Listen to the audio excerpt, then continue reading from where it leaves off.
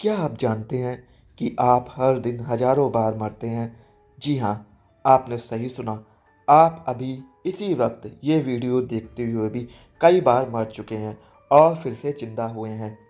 विज्ञान कहता है कि हम सांस लेते हैं ऑक्सीजन के लिए और सांस छोड़ते हैं कार्बन डाइऑक्साइड निकालने के लिए। लेकिन आज से हजारों साल पहले भगवान शिव ने माता पार्वती को सांसों का एक ऐसा विज्ञान बताया था जो हमारे आज के मॉडर्न साइंस से भी मीलों आगे है। शिव ने कहा था, जब तुम सांस अंदर लेते हो तो तुम्हारा जन्म होता है और जब तुम सांस बाहर छोड़ते हो तो तुम्हारी मृत्यु होती है। लेकिन रहस्य सांस लेने या छोड़ने में नहीं है, रहस्य है उस अंतराल गैप में। वो 1 सेकंड का हजारवां हिस्सा जब आपकी सांस न अंदर जा रही होती है और न बाहर आ रही होती है। उस 1 माइक्रो सेकंड में आप इस दुनिया में होते ही नहीं हैं। आज के इस वीडियो में हम इतिहास के सबसे प्राचीन ग्रंथ, विज्ञान, भैरव तंत्र और ओशो की शिक्षाओं के माध्यम से एक ऐसी विधि का पर्दाफाश करेंगे जिसने एक आम इंसान सिद्धार्थ को भगवान बुद्ध बना दिया। एक ऐसी टेक्निक जो इतनी सरल है कि इस पर विश्वास करना मुश्किल है और इतनी शक्तिशाली है कि आपके जीवन, आपके दिमाग और आपकी पूरी वास्तविकता को हमेशा के लिए बदल सकती है। ये कहानी शुरू होती है भगवान शिव और माता पार्वती के संवाद से। माता पार्वती ने शिव से पूछा, हे प्रभु, इस ब्रह्मांड का सत्य क्या है? मनुष्य उस परम सत्य को कैसे जान सकता है? शिव ने कोई जटिल दार्शनिक उत्तर नहीं दिया। उन्होंने कोई कठोर तपस्या नहीं बताई। उन्होंने सिर्फ 112 विधियां बताई और उन 112 विधियों में से जो सबसे पहली विधि थी वो इतनी सरल थी कि कोई भी चौंक जाए। शिव कहते हैं, हे देवी, ये अनुभव दो श्वासों के बीच घटित हो सकता है, श्वास के भीतर आने के पश्चात और बाहर लौटने के ठीक पूर्व। कल्याण है, श्रेयस है। इसे ध्यान से समझिए। जब आप सांस अंदर लेते हैं तो सांस छाती या पेट तक जाती है, वहां जाकर वो मुड़ती है वापस बाहर आने के लिए। लेकिन मुड़ने से ठीक पहले एक बहुत ही छोटा सा ठहराव होता है, सांस रुक जाती है। उसी तरह जब सांस पूरी तरह बाहर निकल जाती है तो नई सांस अंदर जाने से पहले फिर से एक ठहराव आता है। शिव कह रहे हैं कि इन दो बिंदुओं के बीच जो खालीपन है, जो शून्यता है, वही ईश्वर है, वही निर्वाण है। क्योंकि जब सांस नहीं चल रही होती तब आपके विचार भी नहीं चल रहे होते। उस एक क्षण के लिए आप शरीर नहीं होते, आप ब्रह्मांड बन जाते हैं। अब आप सोचेंगे कि सांस रोकने का मतलब मृत्यु कैसे हुआ? ओशो अपनी पुस्तक तंत्र सूत्र में इस विज्ञान को बहुत गहराई से समझाते हैं। तंत्र के अनुसार बाहर जाने वाली सांस मृत्यु का प्रतीक है, अंदर आने वाली सांस जीवन का प्रतीक है।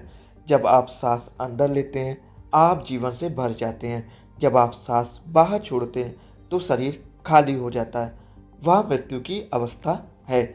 जरा सोचिए, जब इंसान मरता है तो डॉक्टर क्या कहते हैं? उसने आखिरी सांस ली या ही ब्रेथड हिज लास्ट। आखिरी सांस हमेशा बाहर की तरफ जाती है, वो वापस लौटकर अंदर नहीं आती। लेकिन वो जो दो सांसों के बीच का गैप है, उस पल में क्या होता है? उस पल में आप ना जीवित होते हैं ना मृत। आप समय और काल से परे चले जाते हैं। ये गैप इतना छोटा होता है कि एक आम इंसान का दिमाग इसे कभी पकड़ नहीं पाता। हम जन्म और मृत्यु के बीच पेंडुलम की तरह झूलते रहते हैं, लेकिन उस बीच के बिंदु को कभी नहीं देख पाते। और जो उस बिंदु को देख लेता है, घटना वहीं घट जाती है। इंसान आप काम हो जाता है, मतलब उसकी सभी इच्छाएं शून्य हो जाती हैं। अब एक बहुत बड़ा ऐतिहासिक रहस्य सुनिए। भगवान शिव ने जो ये पहली विधि बताई थी, इसी विधि का प्रयोग करके दुनिया का एक महान व्यक्ति भगवान बना। उनका नाम था गौतम बुद्ध। बुद्ध की अपनी आत्मोपलब्धि इसी एक टेक्निक पर आधारित थी।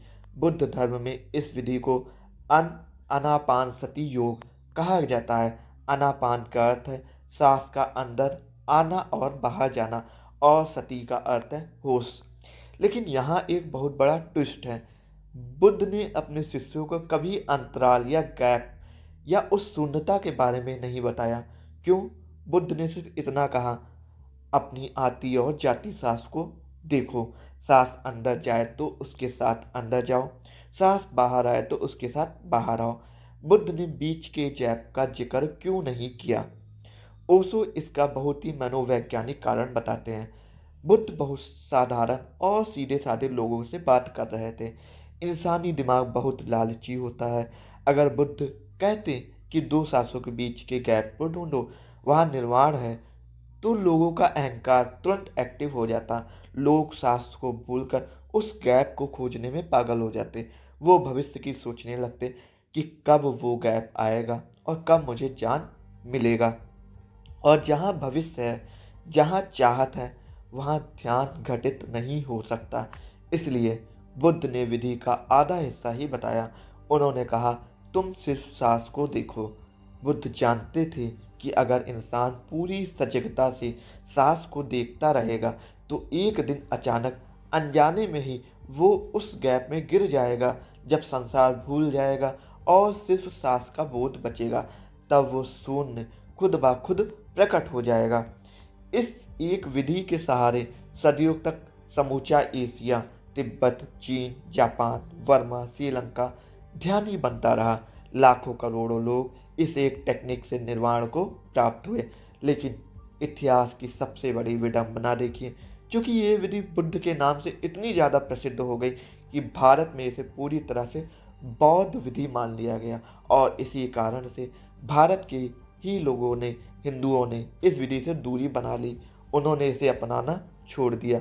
जबकि सच्चाई ये थी कि ये ना तो हिंदू विधि है और ना बौद्ध। विज्ञान भैरव तंत्र बुद्ध से भी हजारों साल पुराना है। विधि सिर्फ विधि होती है, उसका कोई धर्म नहीं होता। ग्रेविटी की खोज न्यूटन ने की थी, तो क्या ग्रेविटी सिर्फ ईसाइयों की हो गई? नहीं। उसी तरह बुद्ध ने इस विधि का सबसे बेहतरीन उपयोग किया, लेकिन ये विधि ब्रह्मांड के हर एक इंसान के लिए मौजूद थी। तो अब सवाल है, हम इस विधि का प्रयोग कैसे करें? ओशो और सिप सूत्र के अनुसार इसे कैसे किया जाए? मैं चाहता हूँ कि अगले 2 मिनट के लिए आप सब कुछ छोड़ दें, अपनी आंखें धीरे से बंद कर लें। सांस के साथ कोई छेड़छाड़ नहीं करनी है, उसे लंबा या छोटा नहीं करना है। बाबा रामदेव वाले प्राणायाम नहीं करने हैं। सांस जैसी चल रही है उसे वैसे ही चलने दें। बस अपना पूरा ध्यान अपनी नाक के छिद्रों पर लाएं। जब सांस अंदर जाए तो एक पहरेदार की तरह पूरी सजगता के साथ उसके साथ भीतर जाए। सांस छाती या नाभि तक जाएगी, फिर एक पल आएगा क्षण के 1000वें हिस्से के बराबर, जब सांस रुक जाएगी। उसे खोजना नहीं है, बस महसूस करना है। और फिर जब सांस वापस बाहर की तरफ मुड़े तो आप भी उसके साथ बाहर आएं। ना एक कदम आगे, ना एक कदम पीछे, बिल्कुल समानांतर। सांस और आपकी सजगता दोनों एक हो जाए। शुरुआत में आप गैप को नहीं देख पाएंगे।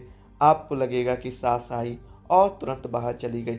लेकिन कुछ हफ्तों के अभ्यास के बाद जब आपकी सजगता पैनी हो जाएगी तो अचानक किसी दिन वो पल आपके सामने प्रकट हो जाएगा।